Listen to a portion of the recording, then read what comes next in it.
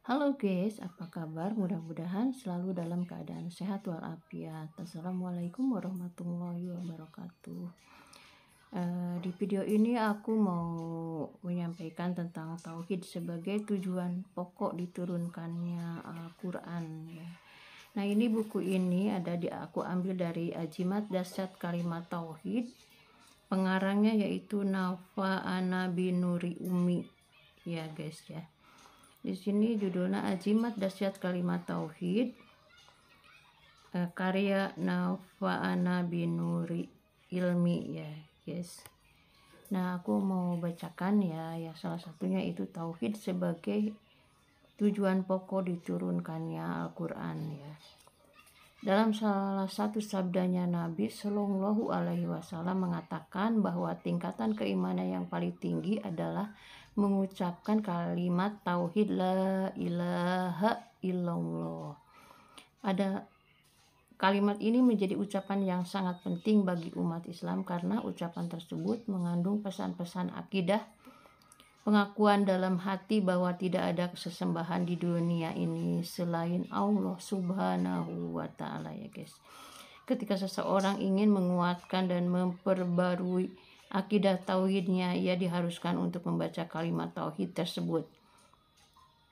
Selain itu, keberadaan akidah tauhid menjadi tujuan pokok dan menjadi tujuan utama dari diturunkannya Al-Quran. Dengan kata lain, Al-Quran diturunkan tidak lain bertujuan untuk memberikan petunjuk mengenai akidah, tauhid, dan kepercayaan.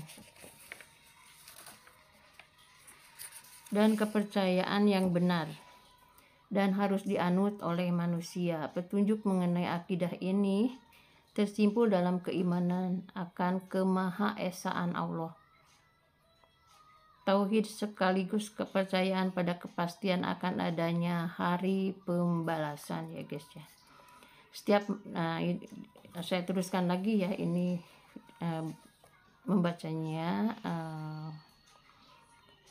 saya yaitu buku Ajimat Dasyat Kalimat Tauhid karya Nafa'ana Binuri Umi. Jadi setiap manusia perlu diberikan petunjuk untuk bertauhid dan berakidah secara benar, sebab pada dasarnya manusia merupakan makhluk yang secara fitrah percaya kepada Tuhan. Tetapi siapakah Tuhan yang benar dan harus dipercayai? Maka disinilah manusia memiliki kepercayaan yang berbeda-beda. Dahulu orang-orang meyakini bahwa di balik alam semesta yang mereka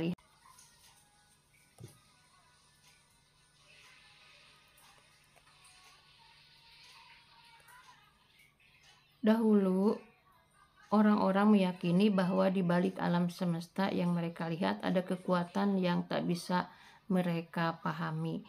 Kekuatan itu mereka percayai sebagai penyebab adanya alam semesta ini dan mereka percayai kekuatan itu sebagai Tuhan. Apa nama kekuatan itu? Inilah yang kemudian melahirkan banyak kepercayaan di antara umat manusia di seluruh bangsa-bangsa di dunia. Orang Yunani kuno misalnya meyakini bahwa di alam semesta ini terdapat banyak dewa yang mereka percayai sebagai Tuhan, yaitu politeisme. Bahkan bagi orang Yunani, bintang-bintang mereka yakini sebagai jelmaan dari dewa. Mereka menjadikan bintang atau dewa-dewa itu sebagai sesembahan dan mereka menyembah benda-benda langit itu dengan meyakini bahwa itulah Tuhan. Karena itulah ia mengenal misalnya Venus sebagai dewa kecantikan, Minerva sebagai dewa kekayaan, sementara dewa atau Tuhan tertinggi mereka adalah Apollo atau dewa matahari. Hal yang sama juga dialami oleh orang-orang Hindu di India, orang-orang Mesir, dan tidak ketinggalan juga orang-orang Arab yang meyakini bahwa ada Tuhan sebagai pencipta langit dan bumi. Meskipun dalam waktu yang sama mereka juga menyembah berhala-berhala seperti berhala Lata, Uja, Manat, dan sebagainya. Kepercayaan umat manusia kepada adanya Tuhan atau adanya kekuatan yang berada di balik alam semesta ini menandakan bahwa sejatinya manusia merupakan makhluk yang memiliki naluri kepercayaan dan keimanan kepada Tuhan. Hanya saja dalam perkembangannya manusia tidak memiliki kepastian tentang siapa Tuhan yang benar-benar patut mereka sembah dan percayai. Tidak mengherankan kemudian apabila manusia memiliki sesembahan yang berbeda-beda yang mereka percayai sebagai Tuhan itu sendiri. Tentang manusia sebagai makhluk yang memiliki naluri kepercayaan akan adanya Tuhan ini telah disinggung di dalam kitab suci Al-Quran. Pertama, Al-Quran merekam bagaimana ketika Nabi Ibrahim merenungkan tentang Tuhan dan bahkan mempertanyakan apakah bintang, bulan, dan matahari itu sebagai Tuhan. Pertanyaan itu menandakan bahwa pada masa Nabi Ibrahim, masyarakat memang meyakini bahwa bintang, bulan, dan matahari itu adalah Tuhan mereka. Tetapi Nabi Ibrahim tidak menerima kepercayaan masyarakatnya begitu saja. Nabi Ibrahim selalu larut dalam permenungannya dan bertanya-tanya siapa sesungguhnya sesembahan yang mutlak disembah oleh manusia. Sampai kemudian Nabi Ibrahim meyakini bahwa benda-benda langit itu sejatinya merupakan salah satu tanda dari keagungan dan kebesaran Allah Subhanahu wa Ta'ala yang menyimpan pesona keindahan dan keagungan tersendiri sehingga orang-orang di sekitarnya menyangka sebagai Tuhan. Sampai akhirnya Allah Subhanahu wa Ta'ala memberikan petunjuk kepada Nabi Ibrahim bahwa bintang, bulan, dan matahari hanyalah bukti dari kekuasaan Allah. Bintang dan bulan, benda-benda langit lainnya tidak lain hanyalah ciptaan semata, dan semua itu diciptakan tidak lain oleh Zat yang Maha Besar dan Maha Agung. Allah Subhanahu wa Ta'ala berfirman, dan demikianlah kami perlihatkan kepada Ibrahim tanda-tanda keagungan kami yang terdapat di langit dan di bumi, dan kami memperlihatkannya agar dia termasuk orang-orang yang yakin. Ketika malam telah gelap, dia melihat sebuah bintang, lalu dia berkata, inilah Tuhanku. Tetapi tatkala bintang itu tenggelam, dia berkata, saya tidak suka kepada yang tenggelam. Kemudian tatkala dia melihat bulan terbit, dia berkata, inilah Tuhanku. Tetapi setelah bulan itu terbenam, dia berkata, sesungguhnya jika Tuhanku tidak memberi petunjuk kepadaku, pastilah aku termasuk orang-orang yang sesat. Kemudian tatkala ia melihat matahari terbit, dia berkata, inilah Tuhanku, ini yang lebih besar. Maka tatkala matahari itu terbenam, dia berkata, hai kaumku, sesungguhnya aku berlepas diri dari apa yang kamu persekutukan. Sesungguhnya aku menghadapkan diriku kepada Rob yang menciptakan langit dan bumi dengan cenderung kepada agama yang benar, dan aku bukanlah termasuk orang-orang yang mempersekutukan Tuhan. Quran surat Al-An'am ayat 75-79. Pertanyaan Nabi Ibrahim, apakah benar bintang, bulan, dan matahari sebagai Tuhan, menandakan bahwa pada saat manusia dia merenung, mendekatkan diri dengan hati nuraninya, maka di saat itulah akan terjadi dialog yang mengajak mereka menyatu dan mendekat kepada Tuhan. Tetapi realitas Tuhan yang tak bisa dilihat sebagaimana manusia melihat fenomena-fenomena alam yang lain membuat manusia berkesimpulan bahwa fenomena alam yang menurut mereka luar biasa itulah realitas Tuhan. Itulah sebabnya mengapa manusia zaman dahulu meyakini adanya banyak dewa atau Tuhan. Matahari yang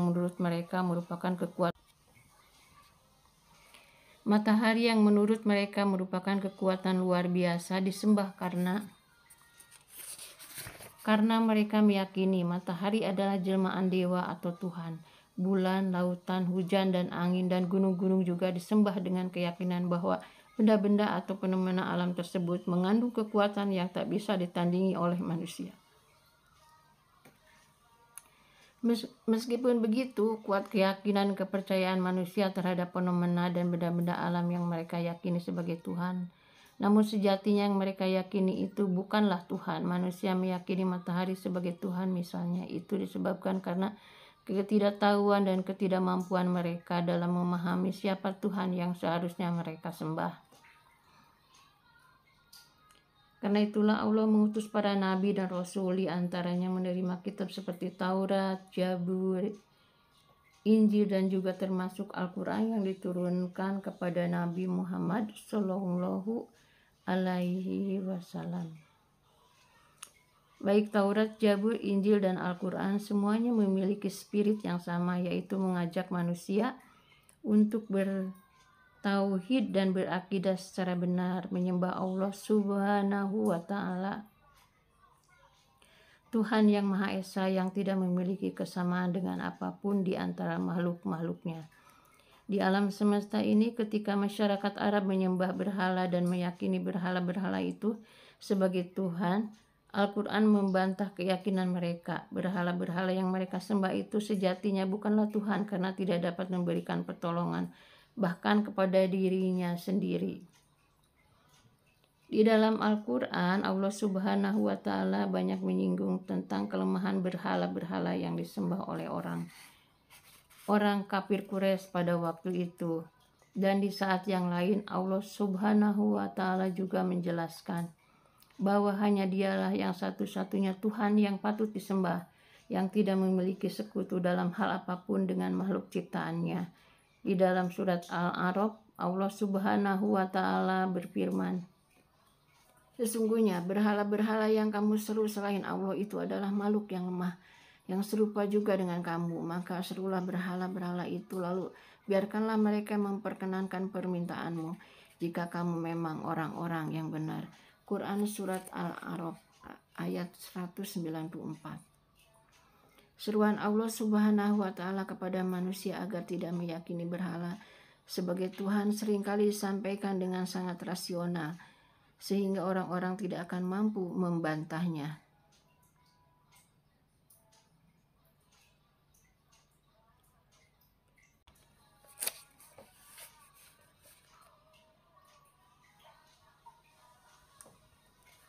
Dalam ayat di atas, Allah menunjukkan bahwa berhala itu lemah karena tidak dapat melakukan apa-apa. Jangankan berhala, manusia sendiri sejatinya adalah makhluk yang lemah.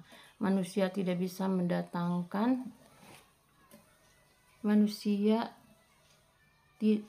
sejatinya adalah makhluk yang lemah. Manusia tidak bisa mendatangkan kebahagiaan dan keburukannya bagi sesamanya. Manusia tidak bisa mengatur rezeki orang lain, sebab semua itu berada di bawah kekuasaan Allah Subhanahu wa Ta'ala.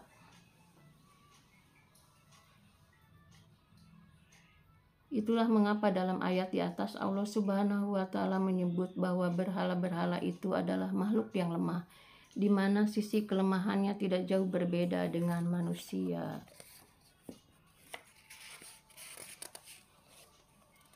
Bantahan Al-Quran terhadap berhala tersebut dapat diterima secara akal, bahkan oleh orang-orang yang menyembah berhala itu sendiri. Hanya saja mereka tetap tidak mau mengakui dan menerima Al-Quran karena keyakinan mereka sudah begitu kuat mengakar dalam hati dan jiwa mereka.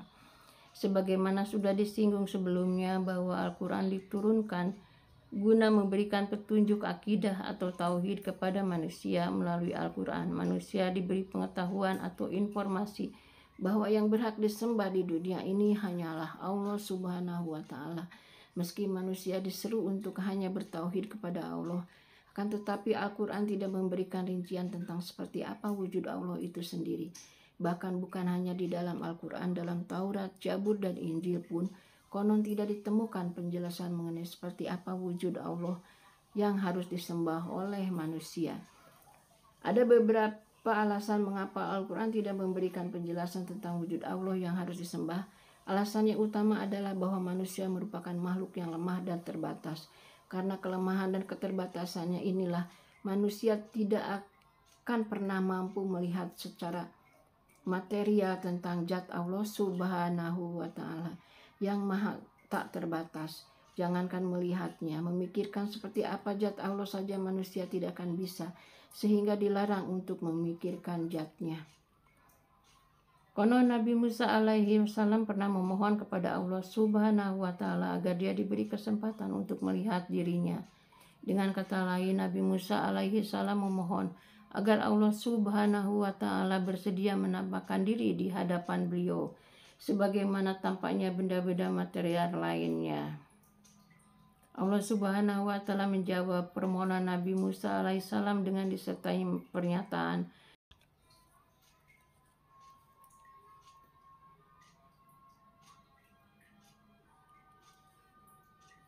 Allah Subhanahu wa Ta'ala menjawab permohonan Nabi Musa alaihissalam dengan disertai pernyataan bahwa Nabi Musa tidak akan mampu melihat dirinya. Tentang peristiwa ini dapat kita baca dalam Al-Quran surat Al-A'raf, ya, di sini di buku ini. Dan tatkala Musa datang untuk Quran surat Al-A'raf.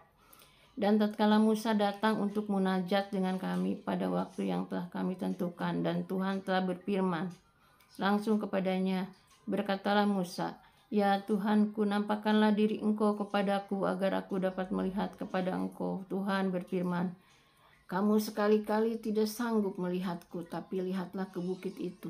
Maka jika ia tetap di tempatnya sebagai sedia kala, niscaya kamu dapat melihatku. Tatkala Tuhannya menampakkan diri kepada gunung itu, dijadikannya gunung itu hancur luluh, dan Musa pun jatuh pingsan. Maka setelah Musa sadar kembali, dia berkata, Maha suci engkau, aku bertobat kepada engkau dan aku orang yang pertama-tama beriman. Quran surat Al-A'raf 143. Beberapa mufasir ada yang mengartikan bahwa yang nampak di gunung itu bukanlah wujud asli Allah Subhanahu wa Ta'ala, melainkan sekadar bagian dari kebesaran kekuasaan dan ketidakterbatasan Allah. Ada pula yang menafsirkan bahwa yang nampak itu hanyalah cahaya Allah, tapi bagaimanapun juga Allah bukanlah makhluk. Penampakan Allah di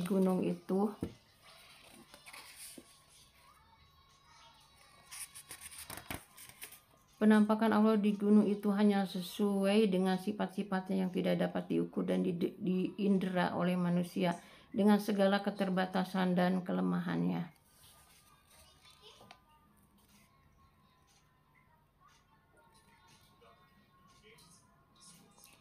Mencermati peristiwa yang dialami oleh Nabi Musa di atas, tentu kita bersyukur bahwa Allah Subhanahu wa Ta'ala tidak menampakkan keagungan, kebesarannya dan kemahalusannya dirinya di hadapan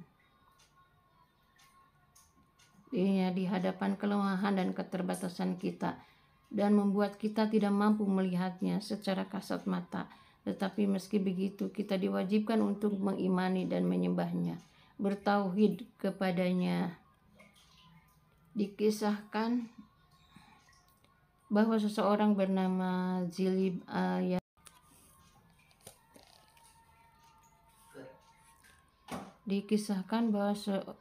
seorang bernama Jilid al-Yamani bertanya kepada Ali bin Abi Thalib, apakah Anda pernah melihat Tuhan? Ali menjawab, bagaimana saya menyembah sesuatu yang tidak pernah saya lihat? Bagaimana Anda melihatnya? Tanya Jilin kembali.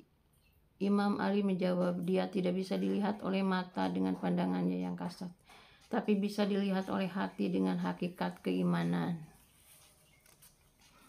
Meskipun Allah Subhanahu wa Ta'ala tidak dapat diindera oleh kita, tetapi di dalam Al-Quran Allah Subhanahu wa Ta'ala memberikan petunjuk tauhid dan akidah dengan memberikan bukti-bukti akan keesaan dirinya lewat beberapa cara atau bagian, antara lain kenyataan wujud yang tampak, rasa yang terdapat dalam jiwa manusia, dan dalil-dalil logika.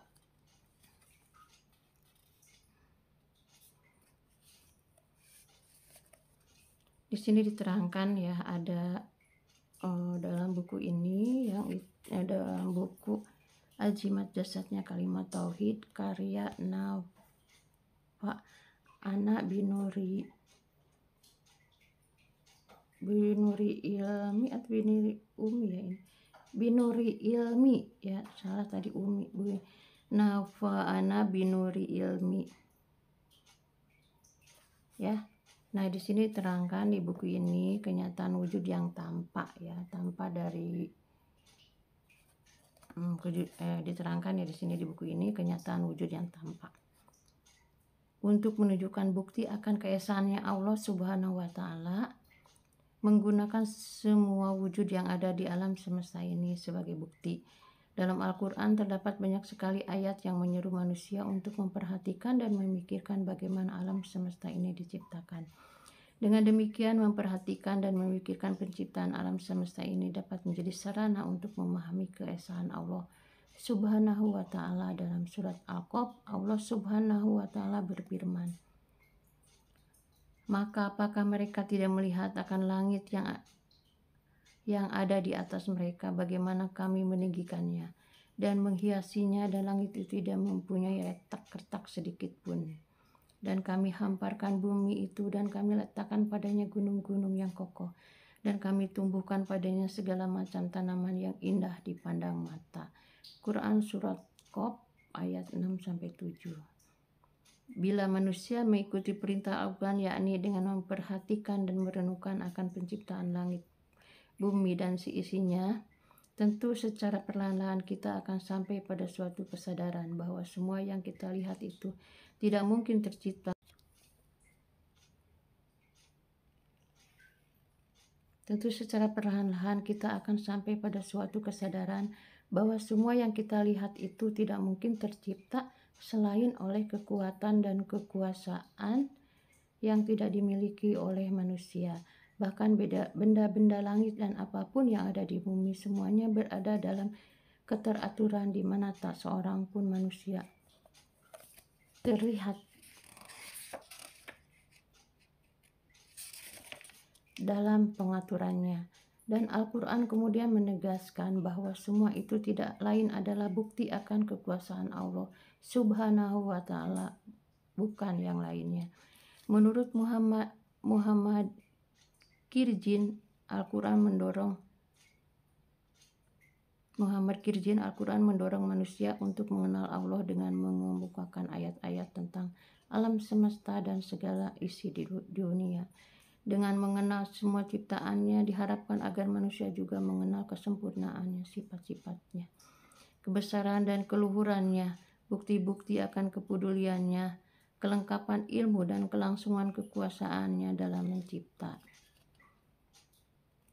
Sementara menurut Imam Ghazali, apabila manusia merenungi ciptaan Allah berupa alam semesta ini, niscaya jiwa mereka akan merasa tentram, sebab alam semesta ini diibaratnya merupakan sebuah rumah dengan hiasan yang sangat lengkap, sementara manusia tidak lain adalah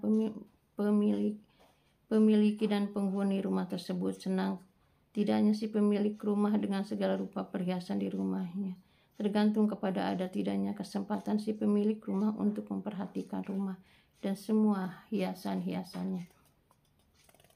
Demikianlah Allah Subhanahu wa Ta'ala menciptakan alam semesta ini agar menjadi media bagi manusia untuk memperhatikan dan merenungi kemahakuasaan Allah Subhanahu wa Ta'ala. Nah, di sini ada diterangkan juga yaitu rasa yang terdapat dalam jiwa manusia ya. Selain penciptaannya Allah ya, tadi kenyataan wujud yang tampak oleh kita ya.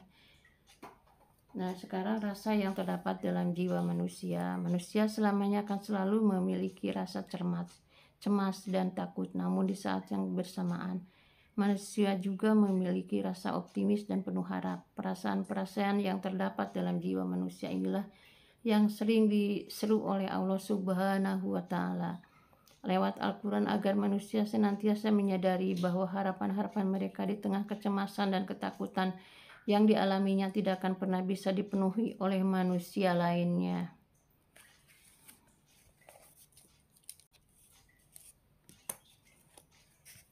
Mungkin ada di antara kita ketika merasa takut akan sesuatu, lantas kita berharap pertolongan kepada orang lain di sekitar kita. Tetapi ketika orang lain sudah tidak bisa memenuhi harapan itu, mau tidak mau manusia pasti akan berharap kepada Allah Subhanahu wa Ta'ala.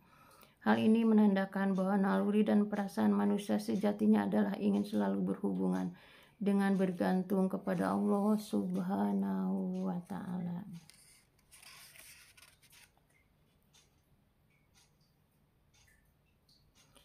Mereka mengingkari Allah barangkali karena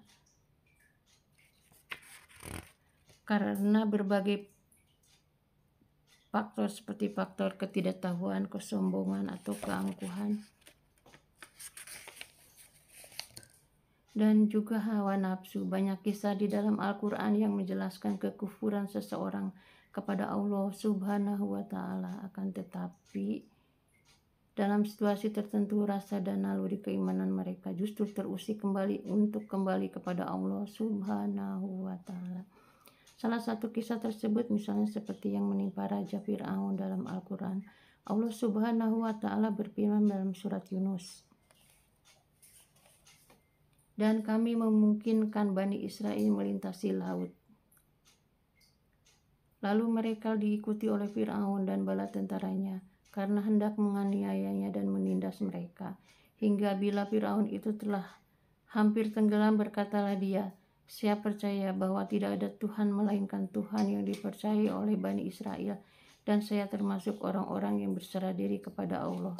Quran Surat Yunus ayat 90. Kisah serupa yang menceritakan bagaimana seorang yang awalnya kufur dan tidak bertauhid kepada Allah Subhanahu wa Ta'ala lantas dalam suatu keadaan tertentu, atau lebih tepatnya ketika mereka ditimpa ketakutan dan kecemasan, maka naluri keimanannya kembali muncul. Mereka yang semula tidak percaya kepada Allah tiba-tiba menjadi percaya kepadanya.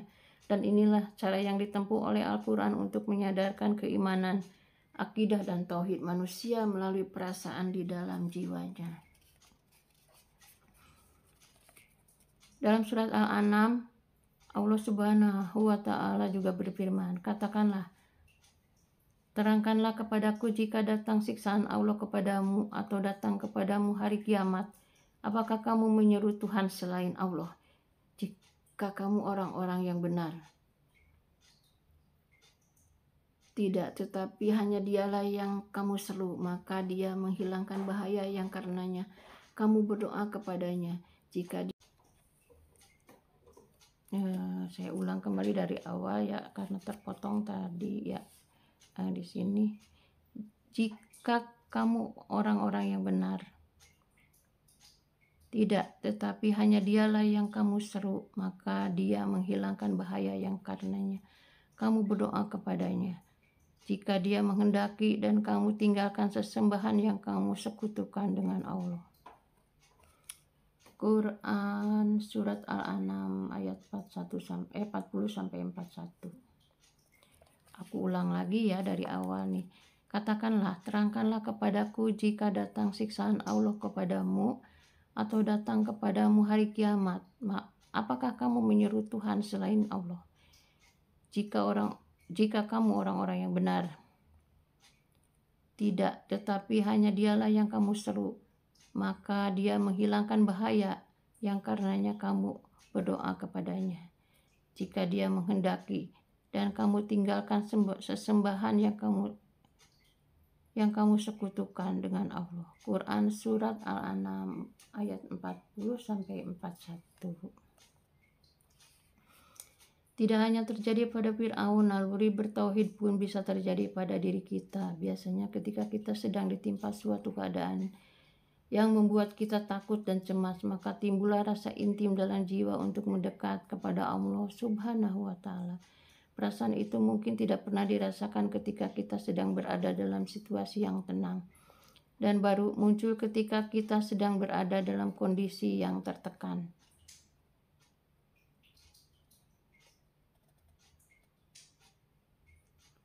Misalnya ketika kita sedang menghadapi angin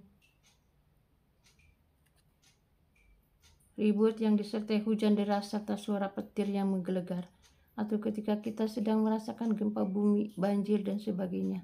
Tentu kita merasa sangat takut melihat keadaan seperti itu. Lantas timbul dalam hati rasa ingin mendekat kepada Tuhan, yang kemudian terekspresikan lewat doa atau menyeru nama Allah yang dibaca dengan begitu khusyuk penuh harap.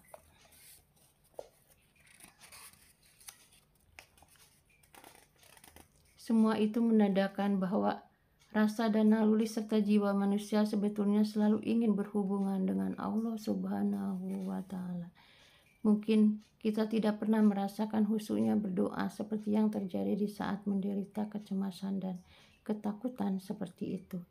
Di saat kondisi aman-aman saja boleh jadi kita tidak khusyuk berdoa atau bahkan lupa sama sekali untuk berdoa.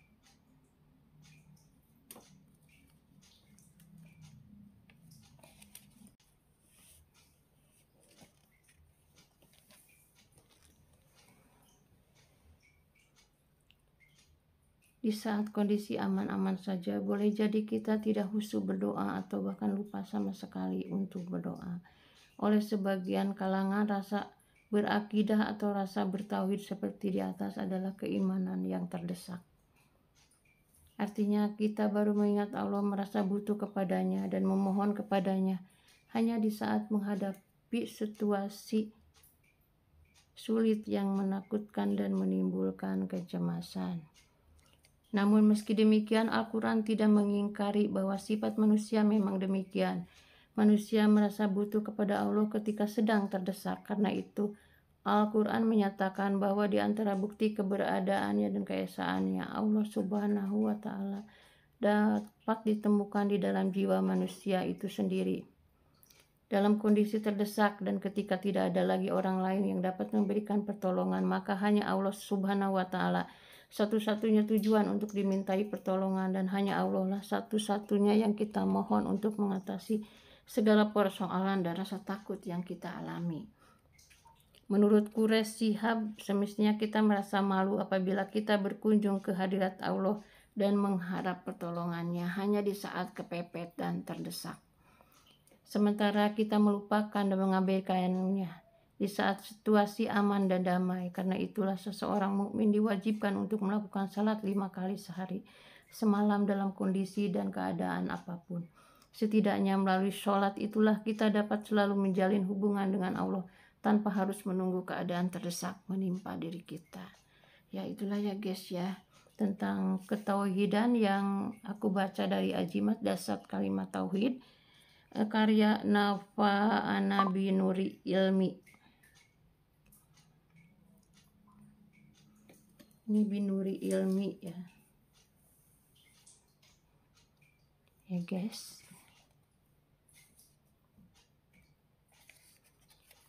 Nah di sini ada juga ya, ada dalil-dalil logika disebut ya.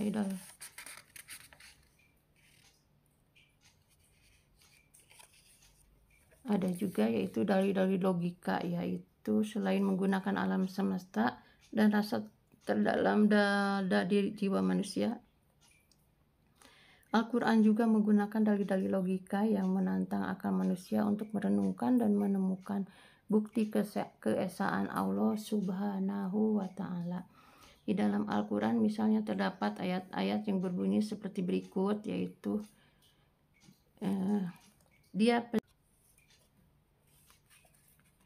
Dia pencipta langit dan bumi. Bagaimana dia mempunyai anak padahal dia tidak mempunyai istri. Dia menciptakan segala sesuatu dan dia mengetahui segala sesuatu. Quran Surat Al-An'am ayat 101. Ayat di atas menolak anggapan dan keyakinan sebagian manusia yang menyebut nama Allah memiliki anak.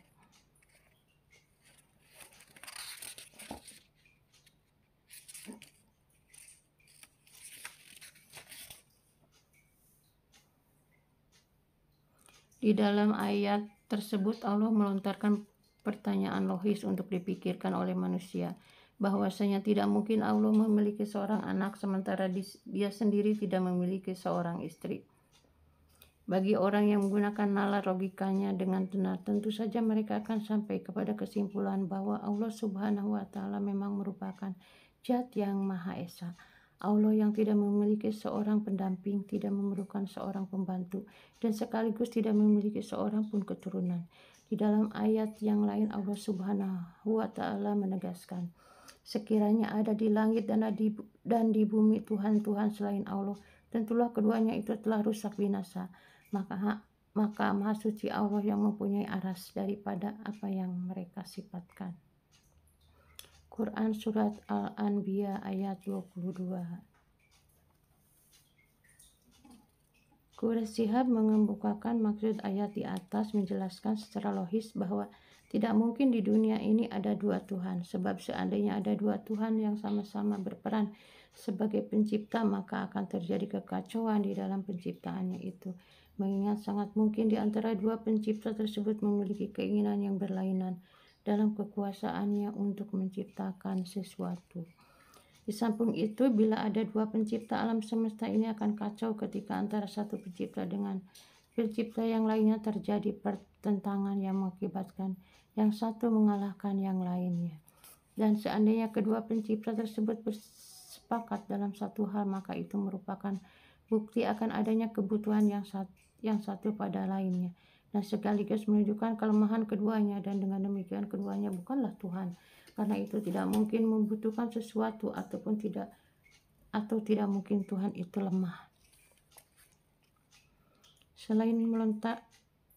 Selain melontarkan dalil-dalil yang logis untuk membuktikan keesaan dirinya, Allah Subhanahu wa Ta'ala juga menantang kepada orang-orang yang menyekutukannya untuk memberikan hujah dan mengajukan bukti yang bisa diterima secara logis bahwa Allah Subhanahu wa Ta'ala membutuhkan sekutu. Katakanlah, terangkanlah kepadaku tentang apa yang kamu sembah selain Allah. Perlihatlah kepadaku apakah yang telah mereka ciptakan dari bumi ini, atau adakah mereka berserikat dengan Allah dalam penciptaannya. Langit, bawalah kepadaku kitab yang sebelum Al-Quran ini atau peninggalan dari pengetahuan orang-orang dahulu, jika kamu adalah orang-orang yang benar. Quran Surat Al-Ahqaf ayat 4. Demikianlah Al-Quran menjelaskan dan membuktikan perihal keesaan Allah Subhanahu wa Ta'ala. Semua itu merupakan petunjuk yang nyata yang dibawa Al-Quran kepada manusia untuk menjelaskan perihal akidah dan tauhid yang benar, yang harus diikuti oleh semua umat manusia di dunia ini. Wallahu alam. Ya guys, demikianlah aku baca Jimat Dasar Kalimat Tauhid karya Nafa Ana Binuri Ilmi di sini, atau Umi ya, Binuri Ilmi. Ya guys, demikianlah isi buku Jimat Dasar Kalimat Tauhid karya Nafa'ana Binuri Ilmi ya guys ya, semoga bermanfaat. Assalamualaikum warahmatullahi wabarakatuh. Jangan lupa like, komen, dan subscribe ya guys, dan share kepada teman-teman semua. Terima kasih.